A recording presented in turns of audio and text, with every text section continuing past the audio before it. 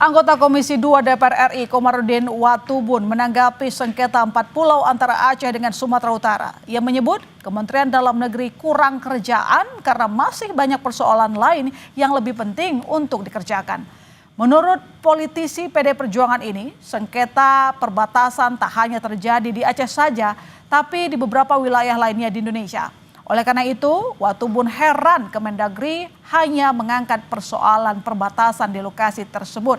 Watubun juga setuju dengan Yusuf Kala yang menyebut keputusan Mendagri atas permasalahan ini cacat formil.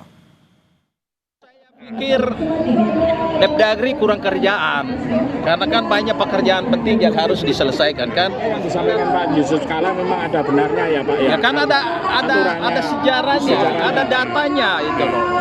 Nah kalau urusan batas begini, itu bukan Aceh dan Sumatera Utara saja.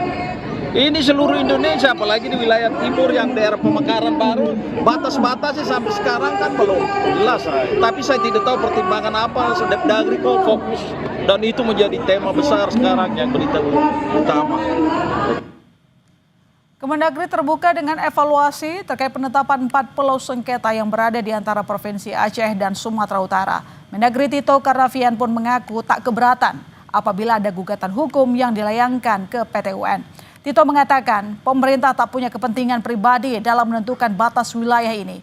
Menurut Tito, pemerintah hanya ingin menyelesaikan batas wilayah karena berkaitan dengan transfer anggaran hingga pembangunan wilayah.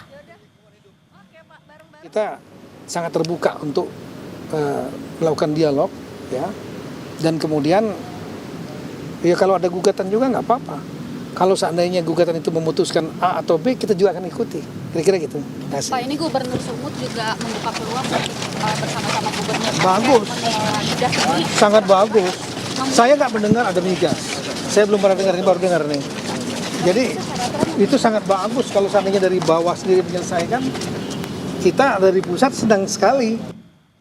Sementara itu Wakil Ketua DPR RI Sumidasko Ahmad bilang hasil komunikasi DPR RI dengan Presiden RI bahwa Presiden mengambil alih persoalan batas pulau yang menjadi dinamika antara Provinsi Aceh dan Provinsi Sumatera Utara. Dalam pekan depan akan diambil keputusan oleh Presiden tentang hal itu.